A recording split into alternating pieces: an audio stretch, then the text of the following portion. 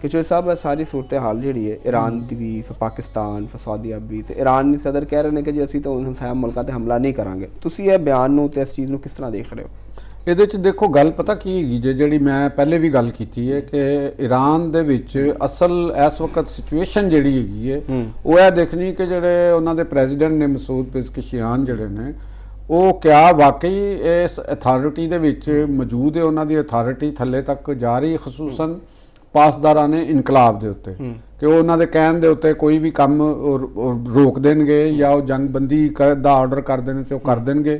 ਜਿਹੜਾ ਮੈਨੂੰ ਲੱਗ ਰਿਹਾ ਜਿਹੜੀ ਸਿਚੁਏਸ਼ਨ ਜਿੰਨਾ ਕਿ ਮੈਨੂੰ ਇਲਮ ਵੀ ਹੈ, ਜਿੰਨਾ ਕਿ ਮੈਂ ਸਟੱਡੀ ਵੀ ਕੀਤੀ ਹੈ, ਉਹਦੇ ਵਿੱਚ ਇਸ ਵਕਤ ਉਹਨਾਂ ਦੇ ਸੁਪਰੀਮ ਲੀਡਰ ਦੀ ਸ਼ਹਾਦਤ ਤੋਂ ਬਾਅਦ ਜਿਹੜਾ ਨਾ ਉਹ ਜਿਹੜਾ ਖਲਾ ਪੈਦਾ ਹੋ ਚੁੱਕਿਆ ਹੈ ਉਹ ਖਲਾ ਕੋਈ ਹੋਰ ਤੇ ਪੂਰਾ ਨਹੀਂ ਹੋ ਸਕਦਾ। ਔਰ ਪਾਸਦਾਰਾਨ ਜਿਹੜੇ ਨੇ ਜਿਹੜੇ ਇਸ ਵੇਲੇ ਮੇਨ ਜੰਗ ਦਾ ਹਿੱਸਾ ਨੇ, ਇੱਕ ਜਸਟ ਲਾਈਕ ਮੈਨੂੰ ਲੱਗ ਰਿਹਾ ਕਿ ਜਿਵੇਂ ਇੱਕ ਸਪਲਿੰਟਰ ਗਰੁੱਪ ਦੀ ਸ਼ਕਲ 'ਚ ਉਹ ਇਸ ਵੇਲੇ ਜੰਗ ਲੜ ਰਹੇ ਨੇ।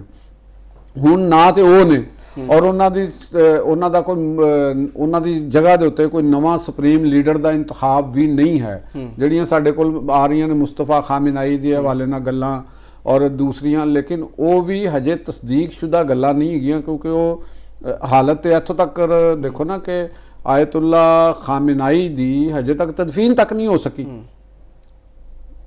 ਹਜੇ ਤੱਕ ਤਦਫੀਨ ਨਹੀਂ ਹੋਈ।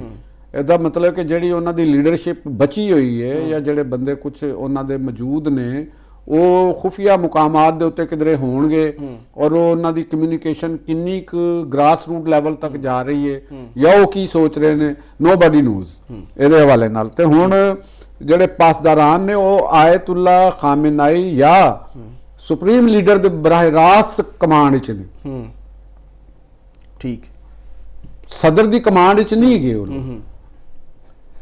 ਉਧਰ। ਔਰ ਜਿਹੜੀ ਉਸ ਵਕਤ ਸੁਪਰੀਮ ਲੀਡਰ ਦੀ ਕਮਾਂਡ ਹੈ ਉਹ ਨਾ ਸਿਰਫ ਇੱਕ ਇੰਤਜ਼ਾਮੀ ਕਮਾਂਡ ਹੈ ਤੇ ਉਹਦੇ ਨਾਲ ਨਾਲ ਉਹ ਇੱਕ ਰੂਹਾਨੀ ਜਾਂ ਮਜ਼ਹਬੀ ਕਮਾਂਡ ਵੀ ਜਿਹੜੀ ਕਿ ਪ੍ਰੈਜ਼ੀਡੈਂਟ ਦੇ ਕੋਲ ਉਹ ਨਹੀਂ ਹੈ।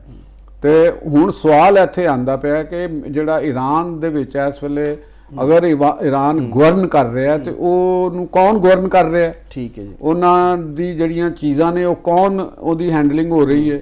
ਅਗਰ ਹੁਣ ਜਿਵੇਂ ਪ੍ਰੈਜ਼ੀਡੈਂਟ ਟਰੰਪ ਵੀ ਕਹਿੰਦੇ ਨੇ ਕਿ ਈਰਾਨ ਸਰੈਂਡਰ ਕਰ ਦੇਵੇ, ਅਗਰ ਬਫਰਜ਼ੇ ਮਹਾਲ ਅਸੀਂ ਇੱਕ ਮਫਰੂਜ਼ਾ ਬਣਾਉਂਦੇ ਹਾਂ ਕਿ ਸਰੈਂਡਰ, ਹੁਣ ਸਰੈਂਡਰ ਦਾ ਐਲਾਨ ਕੌਣ ਕਰੇਗਾ, ਠੀਕ ਹੈ, ਕਿਹਦੇ ਕਹਿਣ ਦੇ ਉੱਤੇ ਜਿਹੜੀ ਵਾਰ ਫੋਰਸ ਹੈ ਜਿਹੜੀ ਇਸ ਵੇਲੇ ਈਰਾਨ ਦੀ ਜਿਹੜੀ ਲੜ ਰਹੀ ਹੈ ਉਹ ਕਿਹਦੇ ਆਰਡਰ ਨੂੰ ਮੰਨੇਗੀ ਔਰ ਤਸਲੀਮ ਹੋਏਗੀ ਜਾਂ ਉਹ ਸਰੈਂਡਰ ਕਰ ਦੇਗੀ, ਹਥਿਆਰ ਰੱਖ ਦੇਗੀ। ਇਹਨਾਂ ਦੇ ਉੱਤੇ ਕਿਸੇ ਨੇ ਗੌਰ ਨਹੀਂ ਕੀਤਾ ਕਿ ਉਹ ਕਿੰਦੀ ਗੱਲ ਮੰਨਣਗੇ। ਸੁਪਰੀਮ ਲੀਡਰ ਤੇ ਦੁਨੀਆ ਤੇ ਹੈ ਨਹੀਂ ਔਰ ਇਹ ਸੂਰਤ ਹਾਲ ਮੁਜ਼ਾਕਰਾਤ ਦੇ ਵਾਲੇ ਨਾਲ ਵੀ ਇਹ ਹੀ ਮੁਜ਼ਾਕਰਾਤ ਦੇ ਵਾਲੇ ਦੇ ਨਾਲ ਵੀ ਹੈ ਕਿ ਅਗਰ ਸੁਪਰੀਮ ਲੀਡਰ ਡਿਕਰੀ ਜਾਰੀ ਕਰ ਗਏ ਨੇ ਕਿ ਜੰਗ ਲੜਨੀ ਹੈ ਤੇ ਜੰਗ ਬੰਦ ਦਾ ਵੀ ਉਹੀ ਹੀ ਕਰ ਸਕਦੇ ਤੇ ਫਿਰ ਇਹ ਜੰਗ ਬੰਦ ਕਿਵੇਂ ਹੋਏਗੀ? ਠੀਕ ਹੈ, ਤੇ ਇਹ ਉਹ ਉਲਝਣਾਂ ਨੇ, ਕੁਝ ਚੀਜ਼ਾਂ ਨੇ ਜਿਹੜੀਆਂ ਬਹੁਤ ਹੀ ਡੇਂਜਰਸ ਕਿਸਮ ਦੀਆਂ ਉਲਝਣਾਂ ਨੇ ਔਰ ਜਿਹਦੀ ਅਲਟੀਮੇਟ ਨੁਕਸਾਨ ਜਿਹੜਾ ਹੈ ਉਹ ਆਵਾਮ ਜਿਹੜੀ ਈਰਾਨ ਦੀ ਹੈ, ਜਿਹੜੀ ਅਸੀਂ ਗੱਲ ਕਰ ਰਹੇ ਹਾਂ ਜਿੱਧਰ ਅਮਰੀਕਨ ਵੀ ਇਸ਼ਾਰਾ ਕਰਦੇ ਨੇ ਕਿ ਜੰਗ ਫੈਲੇਗੀ, ਉਹ ਫੈਲਣ ਦਾ ਮਤਲਬ ਇਹ ਹੈਗਾ ਕਿ ਜੰਗ ਬੰਦ ਕੌਣ ਕਰੇਗਾ? ਇਹ ਤਾਂ ਕਬਜ਼ਾ ਹੀ ਫਿਰ ਹੋਏਗਾ ਨਾ, ਗਰਾਊਂਡ ਫੋਰਸਿਸ ਆ ਜਾਣ, ਕਿਸੇ ਦੇ ਵੀ ਆ ਜਾਣ, ਉਹ ਕਬਜ਼ਾ ਤੇ ਹੋ ਗਿਆ। ਤੇ ਉਹ ਜਿਹੜੇ ਅੰਦਰ ਪਾਸਦਾਰਾਨ ਜਾਂ ਛੋਟੇ ਛੋਟੇ ਗਰੁੱਪ ਨੇ, ਤੁਹਾਨੂੰ ਯਾਦ ਨਹੀਂ ਹੈਗਾ ਕਿ ਜਦੋਂ ਇਰਾਕ ਦੇ ਵਿੱਚ ਸਦਾਮ ਗਵਰਨਮੈਂਟ ਖਤਮ ਹੋ ਗਈ ਤੇ ਉਸ ਤੋਂ ਬਾਅਦ ਕਿਓਸ ਦਾ ਇੱਕ ਲੰਬਾ ਪੀਰੀਅਡ ਆਇਆ ਜਿਹਦੇ ਵਿੱਚ ਅਲ-ਕਾਇਦਾ ਔਰ ਦਾਇਸ਼ ਦਾ, ਅਲ-ਕਾਇਦਾ ਦਾ ਇੱਕ ਪਾਰਟ ਜਿਹੜਾ ਨਾ ਉਹ ਦਾਇਸ਼ ਵਿੱਚ ਕਨਵਰਟ ਹੋਇਆ, ਜਿਨ੍ਹਾਂ ਦੀ ਉੱਥੇ ਮਜ਼ਾਰਾਤ ਉੱਤੇ ਬਲਾਸਟ ਹੋਏ, ਉੱਥੇ ਵੱਡੀਆਂ ਵੱਡੀਆਂ ਸ਼ਖਸੀਅਤਾਂ ਦਾ ਉਹ ਮਰਡਰ ਹੋਏ ਔਰ ਉਸ ਤੋਂ ਬਾਅਦ ਜਾ ਕੇ ਇਲੈਕਸ਼ਨ ਹੋਏ।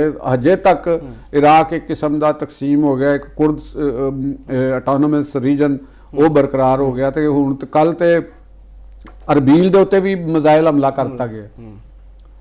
ਅਰਬੀਲ ਦੇ ਉੱਤੇ ਮਿਜ਼ਾਈਲ ਹਮਲਾ ਕਰਨ ਦਾ ਮਤਲਬ ਕੀ ਹੈ ਕਿ ਕੁਰਦ ਰੀਜਨ ਦੇ ਉੱਤੇ ਅਟੈਕ ਹੋ ਗਿਆ। ਈਰਾਨ ਦੇ ਵਿੱਚ ਵੀ ਕੁਰਦ ਨੇ, ਇਹਦਾ ਮਤਲਬ ਕਿ ਈਰਾਨੀ ਕੁਰਦ ਵੀ ਹਥਿਆਰਬੰਦ ਚੁੱਕਣਗੇ। ਉਹਨਾਂ ਨੇ ईरान की तरफों एक खबर सामने ये आई, हूँ असी यह नहीं कह सकते कि ईरान की तरफों आ रही है ਕਿ ਉੱਥੇ ਕੀਤਾ ਗਿਆ ਜਿਹੜੇ ਈਰਾਨ ਦੇ ਅੰਦਰ ਕੁਰਦ ਮਲੀਸ਼ੀਆਜ਼ ਨੇ ਉਹਨਾਂ ਦੇ ਖਿਲਾਫ ਇਹ ਕੰਮ ਹੋਇਆ ਜਿਹੜਾ ਕਿ ਅਰਦਬਿਲ ਚ ਚੱਲ ਗਿਆ। ਹੁਣ ਹੋਏਗਾ ਕੀ ਕਿ ਉੱਥੇ ਹੁਣ ਜਿਹੜੇ ਈਰਾਨੀ ਕੁਰਦ ਨੇ ਉਹ ਇਰਾਕੀ ਕੁਰਦਾਂ ਨਾਲ ਮਿਲ ਕੇ ਇੱਕ ਨਵੀਂ ਇੱਕ ਉੱਥੇ ਅੰਦਰ ਖਾਨਾ ਜੰਗੀ ਦੀ ਸਿਚੁਏਸ਼ਨ ਹੋ ਗਈ। ਪਾਸਦਾਰਾਨ ਨੇ ਹਥਿਆਰ ਨਹੀਂ ਸੁੱਟਣੇ, ਵੱਡੇ ਵੈਪਨਸ ਦੀ ਜਗ੍ਹਾ ਦੇ ਉੱਤੇ ਛੋਟੇ ਵੈਪਨਸ ਦੇ ਵਿੱਚ ਗੱਲ ਆ ਗਈ।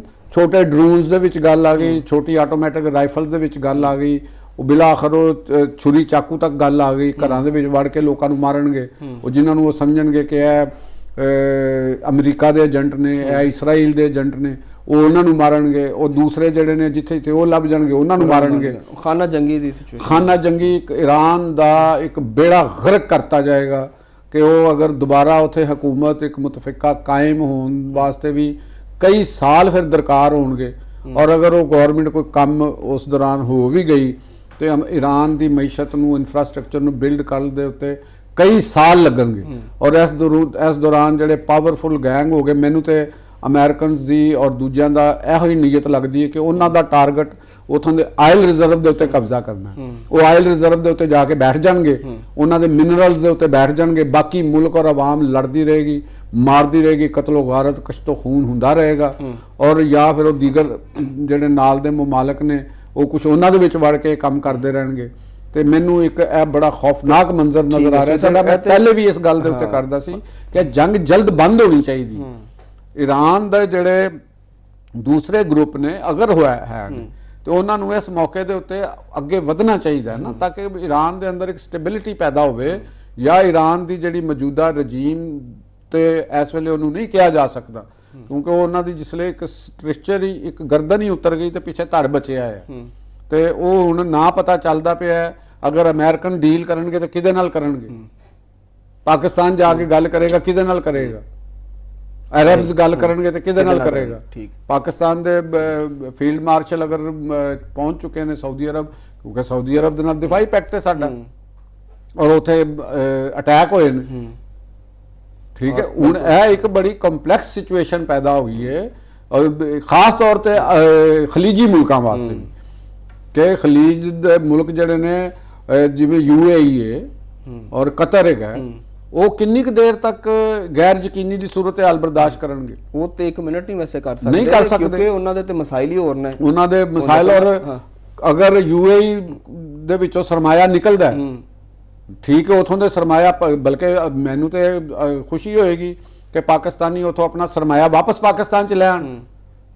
ਠੀਕ ਹੈ ਨਾ ਜੀ, ਇਹਦੇ ਨਾਲ ਤੇ ਪਾਕਿਸਤਾਨ ਨੂੰ ਫਾਇਦਾ ਹੋਏਗਾ, ਖੁਸ਼ੀ ਹੈ, ਲੇਕਿਨ ਉਹਨਾਂ ਦਾ ਹੋ ਜਾਏਗਾ। ਔਰ ਉਹਨਾਂ ਦੇ ਮਫਾਦਾਤ ਦੇਖ ਲੈਣਾ ਜੀ, ਉਹਨਾਂ ਦਾ ਤੇ ਬਹੁਤ ਨੁਕਸਾਨ ਹੋ ਰਿਹਾ। ਮੁਤਬਾਦਲ ਉਹਨਾਂ ਨੇ ਗਜ਼ਾ ਦਾ ਮਨਸੂਬਾ ਬਣਾਇਆ ਹੈ UAE ਦੇ ਔਰ ਇਹਨਾਂ ਦੇ ਫਿਰ ਸਭ ਤੁਹਾਡੀ ਸਾਰੀਆਂ ਗੱਲਾਂ ਤੋਂ ਇਹ ਲੱਗ ਰਿਹਾ ਕਿ ਈਰਾਨ ਦੇ ਵਾਲੇ ਨਾਲ ਇਹ ਵੱਡਾ ਇੱਕ ਪਲਾਨ ਹੈ, ਗ੍ਰੈਂਡ ਪਲਾਨ। ਉਹੀ ਮੈਂ ਉਹਦੇ ਚਾਹ ਰਿਹਾ ਕਿ ਤੁਹਾਡੇ ਕੋਲ ਮਜ਼ੀਦ ਤਫਸੀਲਾਤ ਉਹਦੀਆਂ ਪੁੱਛ ਲਿਆ ਜਾਣ, ਕਿਉਂਕਿ ਇੱਕ ਤਰਫ ਤੁਸੀਂ ਕਹਿ ਰਹੇ ਹੋ ਕਿ ਈਰਾਨ ਦੇ ਆਇਲ ਰਿਜ਼ਰਵ ਤੇ ਬਦਨੀਤੀ ਸ਼ਾਮਲ ਹੈ, ਟਰੰਪ ਸਾਹਿਬ ਨੇ ਕਹਿਤਾ, ਉਹਨਾਂ ਨੇ ਕਹਿਤਾ। ਦੂਜੀ ਤਰਫ ਉੱਥੇ ਉਹਨੂੰ ਗਜ਼ਾ ਦਾ ਜਿਹੜਾ ਪਲਾਨ ਹੈ ਉਹਦੇ 'ਚ ਉਹ ਇੱਕ ਨਇਆ ਉੱਥੇ ਸ਼ਹਿਰ ਬਣਾ ਰਹੇ ਦਾ ਮਤਲਬ ਹੈ ਕਿ ਉਹ ਬੜੇ ਸਮਾਰਟਲੀ ਇਹ ਜਿਹੜੇ ਗਲਫ ਕੰਟਰੀਜ਼ ਨੇ, ਦੁਬਈ ਵਗੈਰਾ, ਇਹਨਾਂ ਸਾਰਿਆਂ ਨੂੰ ਵੀ ਉਹ ਬਿਲਕੁਲ ਫਰਕ ਕਰਨਾ ਮੈਨੂੰ ਤਾਂ ਇਹੋ ਹੀ ਲੱਗ ਰਿਹਾ। ਇਹਦਾ ਖਤਰਾ ਮੈਨੂੰ ਲੱਗ ਰਿਹਾ ਜਦ ਇਸ ਚੀਜ਼ ਦਾ, ਇਹ ਬਹੁਤ ਖਤਰਾ ਹੈ। ਇਹ ਬੜਾ ਗ੍ਰੈਂਡ ਪਲਾਨ ਹੈ। ਇਹ ਵੀ ਜ਼ਿਹਨ 'ਚ ਰੱਖਣਾ ਕਿ ਅਗਰ ਟਰੰਪ ਦਾ ਇਕਤਦਾਰ ਮੁੱਕ ਵੀ ਜਾਂਦਾ ਹੈ ਤੇ ਨਵੀਂ ਐਡਮਿਨਿਸਟ੍ਰੇਸ਼ਨ ਵੀ ਅਮਰੀਕਾ ਦੇ ਵਿੱਚ ਅਗਰ ਜਿਵੇਂ ਉਹਨਾਂ ਦੇ ਮੁਆਖਜ਼ੇ ਦੀ ਗੱਲ ਹੋ ਰਹੀ ਹੈ, ਅਗਰ DJ ਵੈਂਸ ਆ ਜਾਂਦਾ ਉਹ ਸ਼ਾਇਦ ਟਰੰਪ ਤੋਂ ਵੀ ਜ਼ਿਆਦਾ ਐਕਸਪੈਂਸ਼ਨਿਸਟ ਸਾਬਤ ਹੋਏਗਾ, ਕਿਉਂਕਿ ਮੇਨ ਆਦਮੀ ਉਹ ਹੈਗਾ ਜਿਹੜਾ ਟਰੰਪ ਦੇ ਦਾਮਾਦ ਕੁਸ਼ਨਰ ਔਰ JD ਵੈਂਸ, ਇਹ ਦੋਨੋਂ ਇੱਕੋ ਹੀ ਸੋਚ ਦੇ ਹਾਮਲ ਨੇ ਔਰ ਇੱਕੋ ਹੀ ਤਰੀਕੇ ਨਾਲ ਇਹ ਕੰਮ ਕਰ ਰਹੇ ਨੇ। ਔਰ ਇਹਨਾਂ ਦੇ ਨਾਲ ਜਿਹੜਾ ਇਜ਼ਰਾਈਲੀ ਇੱਕ ਪੂਰੇ ਦਾ ਪੂਰਾ ਗਰੁੱਪ ਹੈ ਉਹ ਉਹਨਾਂ ਦੇ ਨਾਲ ਪੂਰੀ ਤਰ੍ਹਾਂ ਹਮਾਹੰਗ ਹੈ। ਇਹ ਇੱਕ ਦੁਨੀਆ ਦਾ ਨਵਾਂ ਡਿਜ਼ਾਈਨ ਕ੍ਰੀਏਟ ਹੋ ਰਿਹਾ ਜੇ, ਇੱਕ ਮਾਸ਼ੀ ਡਿਜ਼ਾਈਨ ਨਵਾਂ ਬਣ ਰਿਹਾ ਜਿਹਦੇ ਵਿੱਚ ਯੂਰਪ ਦੀ ਵੀ ਗੁੰਜਾਇਸ਼ ਥੋੜੀ ਜੇ। ਇੱਕ ਨਵਾਂ ਡਿਜ਼ਾਈਨ ਬਣ ਰਿਹਾ ਦੁਨੀਆ ਦੇ ਵਾਸਤੇ, ਜਿਹੜਾ ਕਿ ਜਿਹਨੂੰ ਅਮਰੀਕਨ ਜਾਂ ਟਰੰਪ ਡਾਕਟਰਾਈਨ ਲੈ ਕੇ ਅੱਗੇ ਵਧ ਰਹੇ ਨੇ।